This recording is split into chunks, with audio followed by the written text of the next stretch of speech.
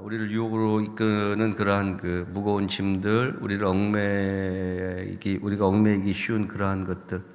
그래서 우리가 섬기고자 하는 것들, 하나님 외에 다른 것들을 섬기고자 하는 그러한 것들을 우리가 끊어버리지 않으면 은혜 안으로 들어갈 수 없고 하나님께서 열어놓으신 그 길로 나아가서 복된 길로 나아갈 수 없다는 것을 우리가 압니다.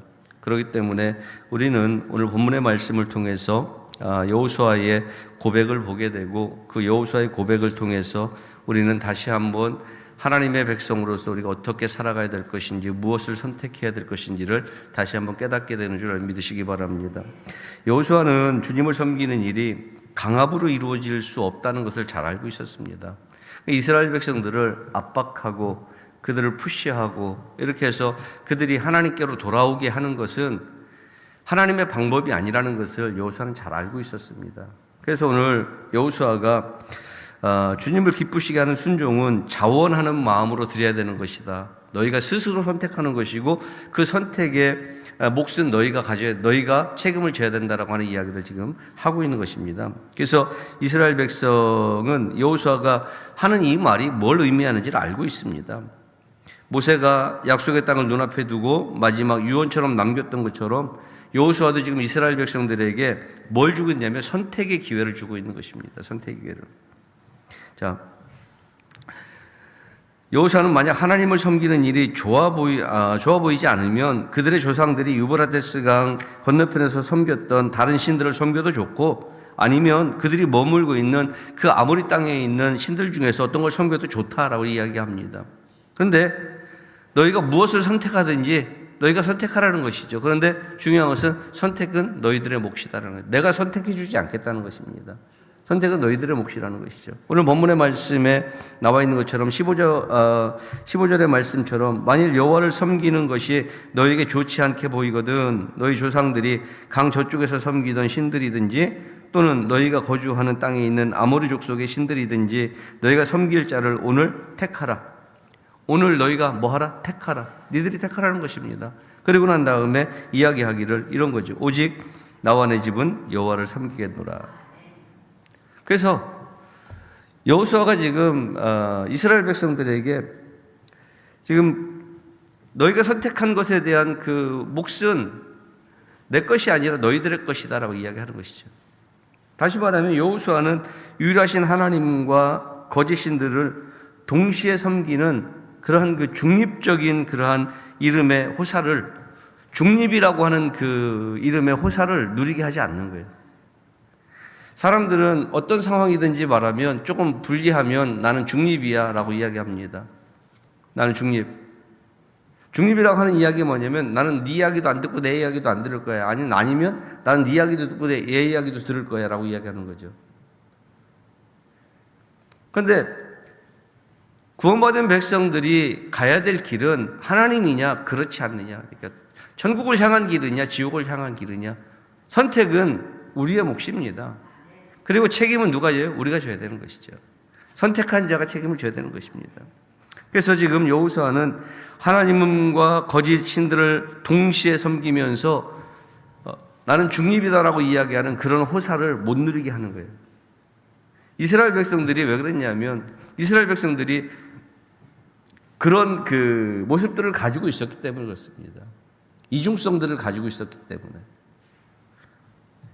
그래서 마태복음 6장 24절의 말씀에 보면 예수님은 그렇게 분명히 딱 꼬집어 이야기하죠. 한 사람이 두 주인을 섬기지 못할 것이니 혹 이를 미워하고 저를 사랑하거나 혹 이를 중히 여기고 저를 경히 여김이라. 너희가 하나님과 재물을 겸하여 섬기지 못하느니라.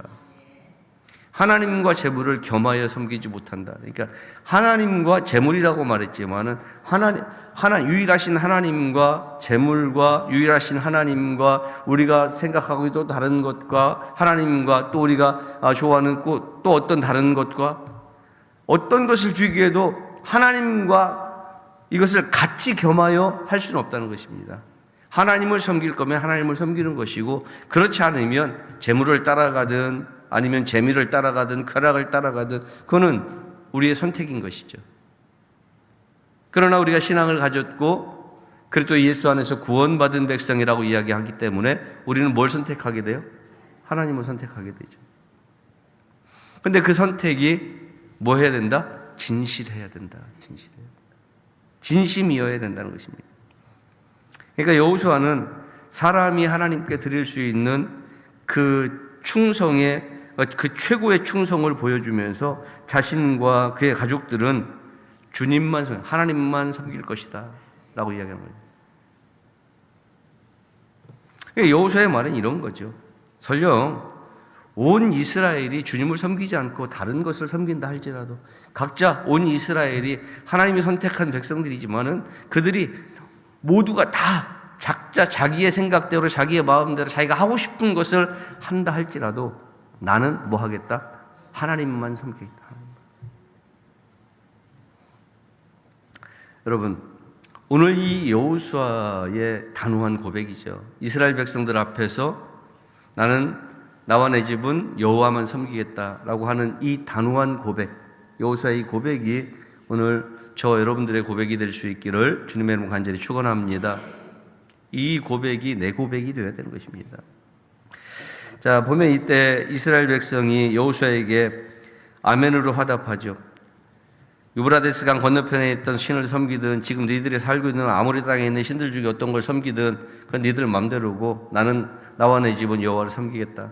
선택해라 라고 했을 때 이스라엘 백성들이 여호수아에게 뭐라고 대답하냐? 아멘으로 화답합니다. 하나님을 섬기겠습니다 라고 이야기를 합니다. 거짓 신들을 섬기기 위해서 주님을 버리는 것이 터무니없는 짓이라고 하는 그 합의를 백성들끼리 합의해서 그것을 표현하는 거예요. 우리도 하나님을 섬기겠습니다라는 그런 표현을 하는 거죠. 회중들의 헌신은 그들의 역사 속에 개입하셨던 하나님에 대한 믿음이 기초하고 있는 것입니다. 자, 왜 이스라엘 백성들이 그렇게 합의해서 우리도 하나님, 여호수아가 이야기하는 것처럼 우리도 하나님만 섬기겠습니다라는 그 여호수아의 고백에 동의하고 따라올 수밖에 없었느냐? 지금까지 하나님이 하셨던 그 믿음의 역사들을 그들이 보아왔기 때문에 아브라함 이후 때부터 하나님이 하셨던 그 약속들을 지금 이스라엘 백성들과 함께 이루어 가시는 그 과정들을 이 백성들이 다 보았기 때문입니다. 그들이 기억하는 역사, 아브라함 이후에 이스라엘 백성들이 기억하고 있는 역사나 여호수아가 지금 기억하고 있는 역사는 다르지 않습니다. 같은 역사라는 것이죠. 그래서 그들은 하나님이 아브라함에게 주셨던 그 약속을 지키기 위해서 그동안 기적을 일으켜 주셨던 하나님의 그 기적들을 그 백성들이 알고 있는 것이죠. 그러니까 합의하고 동의하는 것입니다. 이제 그때의 그 약속들이, 아브라함 때의 그 약속들이 지금 이스라엘 백성들 앞에서 성취되기 직전에 있습니다. 그래서 이스라엘 백성이 주님을 섬기며 그분만이 자기들의 하나님을 선언하고자 하는 것은 그들을 향한 하나님의 신실함, 지금까지 그들을 지켜왔던 하나님의 신실함을 그들이 보았기 때문이죠. 여러분, 오늘 우리는 어떻습니까? 우리는 알게 모르게 하나님의 인도하심과 하나님의 보호하심을 받았습니다. 저는 저의 목회의 어떤 그 시간들을 돌아보면 순간순간마다 아찔아찔했던 순간들이 참 많았습니다. 그런 순간들을 기억할 때마다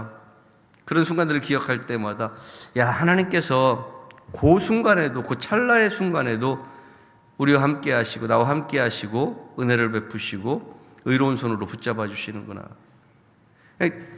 그 당시에는 당황해서 그 사실을 몰라요. 그 당시에는 너무 당황하고 그렇기 때문에 그것이 하나님의 은혜 가운데 내가 있었는지 없었는지조차도 분간하기 어려웠었죠.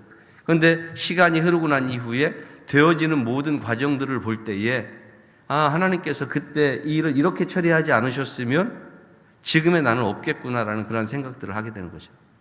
그러니까 결국 하나님의 은혜가 그 순간에는 깨닫지 못하지만은 지나고 나니까 하나님의 은혜가 무엇인지를 알게 되겠다는 거죠. 그리고 지나고 나니까 하나님이 내게 주신 것들이 얼마나 많은지 알게 되는 거예요. 그때는 늘 정말 힘들고 어려울 때는 뭐든지 부족했어요.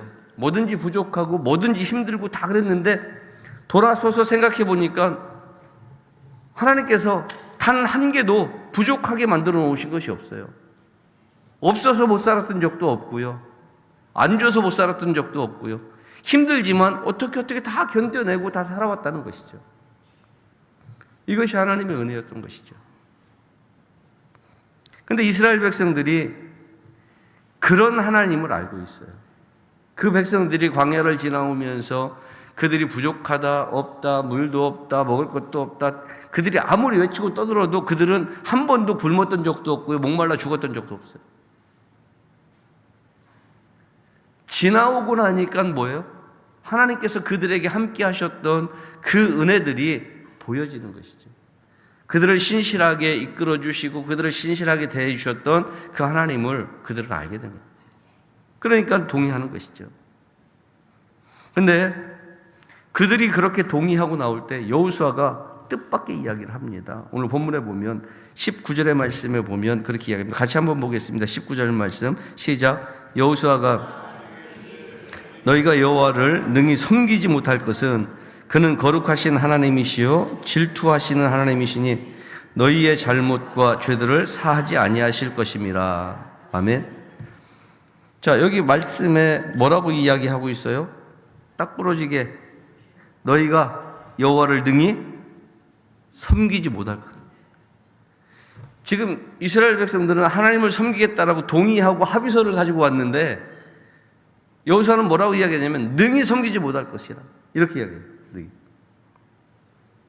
그러면서 하나님은 거룩하신 하나님이시고 질투하시는 하나님이시니 너희의 잘못과 죄들을 사하지 아니하실 것임이라 이렇게 이야기합니다. 자, 왜 이런 이야기를 했을까요?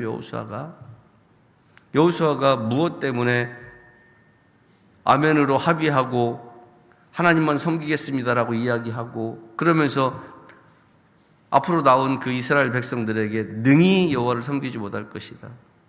너희들의 죄를 사하지 아니할 것이다. 잘못과 죄를 사하지 아니할 것이다. 왜 하나님께서 왜 여호수아가 이런 이야기를 했을까요? 이유가 다 있는 거죠. 자, 지금까지 그들을 이끌고 오는 여호수아의 눈에 비춰졌던 이스라엘 백성들의 평균적인 그 평균이 있는 거죠. 평균이. 그러니까 이 이스라엘 백성들이 어느 지점에서 무너지고 어느 지점에서 흐트러지고 하는 이런 평균값이 여호수아에게 나와 있는 것입니다. 평균값이. 다시 말하면 그들의 그 열정적인 맹세 뒤에 펼쳐질 그들의 현실이 뭔지 여호수아 알고 있는 거예요. 그들이 가지고 있는 죄를 짓기 쉬운 그러한 성향들, 쉽게 원망하고 쉽게 불평하고 쉽게 하나님을 떠나는 그들의 그 성향들을 여호수아가 알고 있는 것이죠. 그리고 그들을 구원해 주시고 그들에게 그들이 불평할 때마다 은혜 주시고 그들을 구원하셨던 하나님, 그 하나님을 종종 잊어버리는 그들의 성향을 여호수아가 아는 거예요. 너희가 섬기지 못할 것이다 라고 하는 그 이야기는 뭐냐면 너희가 또 잊어버리게 될 것이고 너희가 또 놓쳐버리게 될 것이고 너희가 또 불평하게 될 것이고 너희들의 루틴 가운데 있는 것이라는 것이죠. 평균값이에요. 평균값. 그들이 가지고 있는. 그래서 하나님을 종종 잃어버렸던 이스라엘 백성들의 그 불성실한 모습들, 성실하지 못한 그러한 모습들 알고 있는 것이죠. 오늘 저와 여러분들이 여호수아서를 보면서 우리가 다시 한번 깨달아야 될 것은 뭐냐면 우리는 어떤 상황 속에서 불평하는가를 봐야 됩니다. 우리는 어떤 환경 속에서 나 자신을 넘어서 불평하고 내가 견디지 못할 일들을 만들어내는가라는 것을 우리는 살펴봐야 됩니다. 그리고 우리는 그런 것들을 나의 그 부족한 부분들, 연약한 부분들을 내가 부족하고 연약한 부분들을 바르게 알고 그런 순간들이 왔을 때 하나님 앞에 기도하고 이길 수 있는 힘을 가져야 될 줄로 믿으시기 바랍니다. 그게 믿음의 성장인 거예요. 맨날 넘어지는 자리에서 똑같이 넘어지는 사람은 바보예요.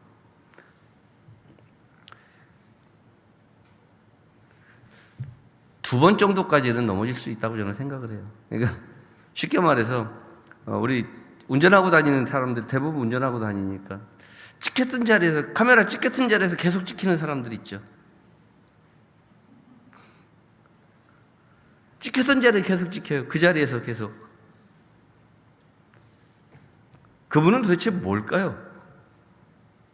돈을 낼 때는 무슨 생각이 들어요? 아까워 죽겠어요. 이거 써보지도 못하고 만져보지도 못하고 그냥 없어지는 그 돈. 근데 두 번째 또 그 자리에서 찍혀라. 이 바보 같은 놈. 머리를 막 두들겨요. 그러면 머리를 두들길 정도로 바보 같다라고 했으면 세 번째는 찍히지 말아요. 세 번째 또 찍혀요. 이 이야기는 곧 뭘 의미하냐면 자기의 습관을 바꾸지 않는다는 거예요. 고치지 않는다. 그리스도인들도 마찬가지예요. 신앙생활을 하면서 영적으로 걸려 넘어지는 부분들이 있는데 그 부분들을 체크할 줄 모르면 영적 성장이 일어나지 않습니다. 그래서 우리는 나를 하나님으로부터 멀어지게 하는 그 포인트들이 있어요. 그런 포인트들을 잘 체크해내고 그것을 하나님 앞에 가지고 나올 줄 아는 그런 지혜가 여러분들에게 있어야 될 줄로 믿으시기 바랍니다. 그런 지혜가 생겼을 때에 우리는 바보가 되지 않는 거예요. 영적으로 바보가 되지 않는 거예요. 아니면 계속 넘어진 자리에서 넘어지고 계속 찍힌 자리에서 찍히고 계속 그걸 반복하는 거예요. 그러면 오늘 여호수아가 그런 이야기를 하는 거죠. 능히 섬기지 못할 것은 이렇게. 능히 섬기지 못할 것은. 우리가 종종 하나님의 은혜를 잊을 수는 있습니다. 내게 베풀어 주셨던 하나님의 은혜를 잊을 수는 있습니다. 그러나 그 은혜를 영원히 잊지는 마시기를 주의 이름으로 간절히 축원합니다. 돌이키고 생각해보고 부딪혀보고 하나님께 주신 은혜를 다시 한번 꺼내보고 그러면서 내가 넘어졌던 자리에서 왜 넘어졌는지 그것을 다시 한번 확인해보고 그러면서 그런 똑같은 현상들이 일어나게 됐을 때에 하나님 앞에 하나님 같은 현상입니다. 하나님 어떻게 할까요? 나는 어떻게 해야 될까요? 최소한 이 정도는 돼야 된다는 것이죠. 최소한. 그래야 더 크게 넘어지지 않고 더 크게 다치지 않는 것입니다. 그래서 여호수아가 하나님은 뭐하는 하나님이라? 질투하는 하나님이라.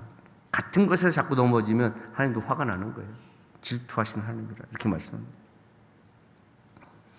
그래서 출애굽기 25장 5절의 말씀에 보면 그렇게 말씀합니다. 그것들에게 절하지 말며 그것들을 섬기지 말라. 나의 하나님 여호와는 질투하는 하나님인지요 나를 미워하는 자의 죄를 갚되 아버지로부터 아들에게로 3, 4대까지 이르게 하거니와 이렇게 말씀합니다. 여호수아는 주님이 그들의 죄와 잘못을 간과하지 않는다. 그냥 내버려 두지 않는다라고 말합니다. 그러면서 하나님은 그 여호수아서 7장을 보면 아간의 죄로 인해서 이스라엘을 책망하실 때 두 가지 단어를 쓰시지 않습니까? 범죄라는 말과 어겼다는 말을 씁니다. 하나님과 인간은 죄에 대한 생각과 관점이 다릅니다. 아간은 눈에 보기에 좋았어요. 가지고 싶었어요. 욕심이 생겼어요. 그래서 갖다 숨겼어요. 숨길 때는 이게 죄라는 생각은 했지만 별거 아니라는 생각들을 많이 했겠죠. 이 정도 가지고 이 정도쯤이야 라고 생각했겠죠. 근데 하나님은 그 상황에서 범죄라는 말과 하나님께서 하신 명령을 어겼다는 말로 이야기를 하고 있습니다.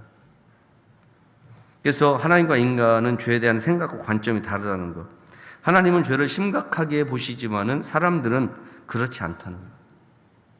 그래서 이렇게 비교해 보면 죄의 심각성이 얼마나 깊은지를 우리가 이해할 수 있는데 한번 보여줄까요? 네. 다 보여요? 잘 보입니까? 한번 비교해 보십시오. 인간은 죄를 뭐라고 말해요? 사고라고 말해요. 근데 하나님은 뭐라고 말해요? 가증한 거라고 이야기해요. 가증한 거, 죄를. 그냥 인간은 죄를 이야기할 때 그냥 부딪혔어. 그래서 내가 넘어졌어. 살짝 넘어져서 조금 다쳤어라고 이야기해요. 그런데 하나님은 뭐라고 말하냐면 가증하다 이렇게 해요. 가증하다. 그리고 인간들은 죄를 범하면 뭐라고 말하냐면 내가 실수했어 이렇게 이야기합니다. 실수라고 이야기하죠. 근데 하나님은 뭐라고 말해요? 무분별한 짓이라 이거 무분별한 짓. 분별력도 없이 말씀의 기본도 없이 이렇게 말씀하시는 거죠. 그리고 인간은 죄를 기회라고 말합니다. 왜? 죄를 통해서 내가 좀 더 커갈 수 있는, 내가 좀 더 풍성해질 수 있는 그런 기회가 내게 주어졌다라고 이야기합니다. 그걸 죄라고 생각하지 않고 내가 이것을 통해서 뭔가를 얻게 될 기회라고 생각합니다. 그런데 하나님이 이걸 뭐라고 말하냐면 선택이라고 이야기합니다. 아담이 에덴에서 선악과를 선택한 것처럼 우리가 잘못된 것을 선택하는 거라 이렇게 이야기합니다. 선택. 그리고 인간은 죄를 바라볼 때에 매혹적인 것으로 바라봅니다. 매혹적인 것으로. 그런데 하나님은 그 매혹이 뭐라고 말하냐면 사망이라고 이야기합니다. 사망. 그리고 인간은 그 죄를 갖다가 내가 가진 약간의 약점이라고 생각합니다. 드러내기 싫은, 다른 사람들하고 같이 공유하고 보여주기 싫은 약점이라고 생각합니다. 그런데 하나님은 뭐라고 말하냐면 사악한 거라요. 사악하다라고 이야기해요. 자기를 감추고 자기의 약점이라고 생각하고 자기를 감추는 일들에 대해서 하나님은 사악한 일이라 이렇게 이야기합니다. 사악한 일.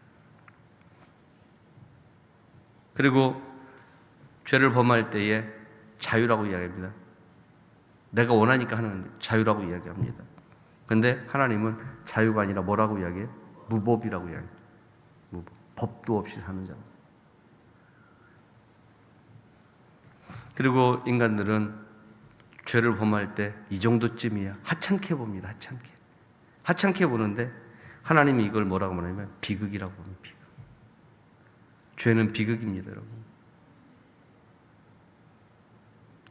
이거를 여러분들에게 제가 설교를 하면서 읽어드리려고 하다가 이렇게 보여드려야 되는 게 맞다고 생각해서 보여드리는 겁니다.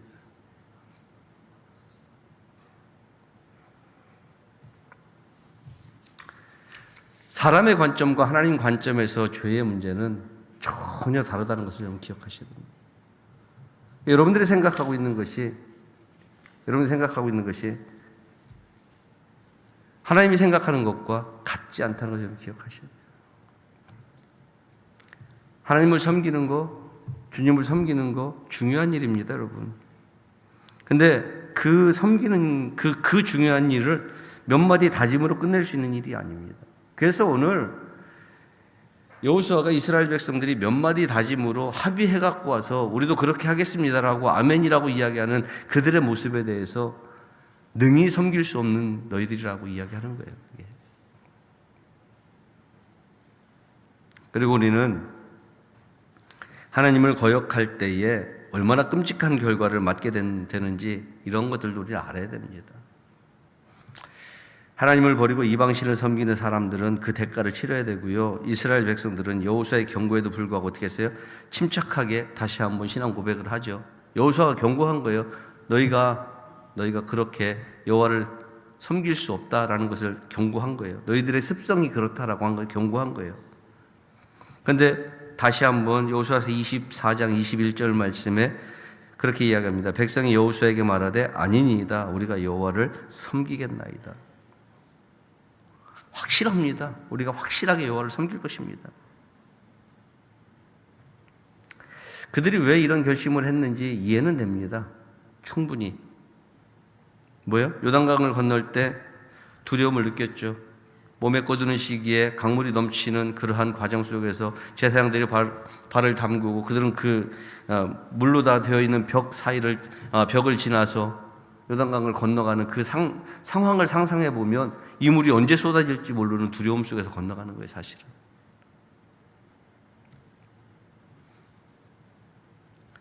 그리고 여리성이 무너질 때, 그 성이 무너질 때 그 흔들리는 그 지축, 그걸 다 기억하는 거죠. 그리고 그들이 가져보지 못했던 그 약속의 땅을 차지하기까지 하나님이 얼마나 경이로운 능력을 행하셨는지를 그들이 알고 있기 때문입니다. 그래서 그들은 우리가 여호와를 섬기겠다라고 확신 있게 그렇게 이야기하는 거죠. 그래, 여호수아는 너희가 할 수 없을 거야 라고 이야기하는데 우리는 확실하게 할 수 있습니다 라고 이야기하는 거죠. 여호수아가 그렇게 여호와를 섬기겠다라고 결심한 이스라엘 백성들에게 이런 이야기를 합니다. 23절의 말씀에 그렇게 이야기합니다. 여호수아가 이르되 그러면 이제 너희 중에 있는 이방신들을 치워버리고 너희 마음을 이스라엘 하나님 여호와께로 향하라. 두 가지이지 않습니까? 너희 중에 있는 이방신들을 치워버려야 되는 것. 그러니까 우리 안에 우리를 혼잡하게 하는 모든 것들을 다 치워버려야 되는 거예요. 치워버려야 되는 것이고, 하나님을 향해 나가고자 하는 우리의 마음들을 어지럽히는 모든 것들을 다 치워버려야 돼요. 그리고 난 이후에 뭘 바라봐야 돼요? 너희 마음을 어디로 가야 돼요? 이스라엘 하나님 여호와께로 향하라. 이렇게. 마음을 향하라고 하는 이야기가 뭡니까? 마음을 향하라. 그는 우리의 중심을 하나님께 두라는 이야기예요. 하나님께.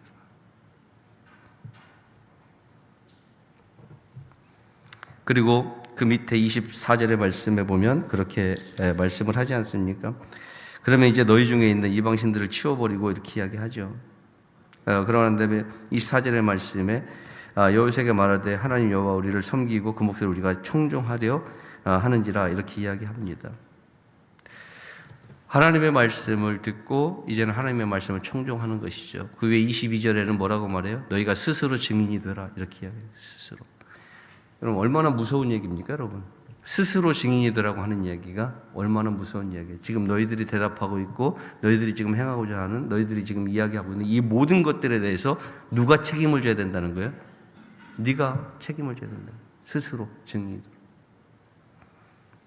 이 엄청난 얘기를 지금 여호수아가 이스라엘 백성들에게 하고 있는 것입니다. 오늘 우리가 여호수아서 24장의 말씀을 통해서 우리가 깨달아야 될 것들이 있습니다. 인생들이 하나님께로 나가기 위해서 가장 중요한 일은 뭐냐면 하나님께로 나가는 것들을 가로막고 있는, 어지럽히고 있는 모든 것들을 치워버리는 겁니다. 그게 치워지지 않으면 여러분들이 어떤 수단과 방법을 써도 하나님께로 나갈 수가 없습니다. 우리는 이거를 다른 말로 말하면 뭐라고 이야기해요? 회개라 이렇게 해요. 회개라. 우리 안에 있는 잡다한 것들, 하나님을 섬기고자 하는 마음은 있는데 그 하나님께로 나가고자 하는 그 모든 길목마다 막고 서서 나를 나가지 못하게 하는 것들, 기도하고 싶은데 기도하려고 엎드리기만 하면 나를 혼잡하게 하는 여러 가지 생각들, 이런 것들을 다 치워버려야 됩니다. 그리고 마음을 하나님께로 향하는 건 뭐예요? 오직 하나님하고의 대화할 준비가 되어서 하나님 앞에 서 있어야 된다는 이야기를 하는 거예요. 중심이. 하나님을 벗어난 우리의 마음을 새롭게 해야 됩니다. 그렇게 하지 않으면 하나님 앞에 서지 못합니다.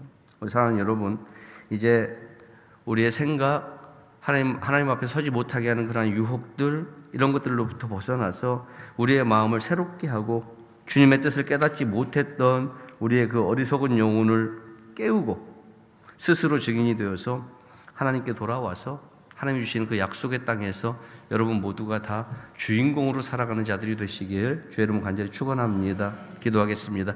거룩하신 우리 아버지 하나님, 은혜를 감사합니다.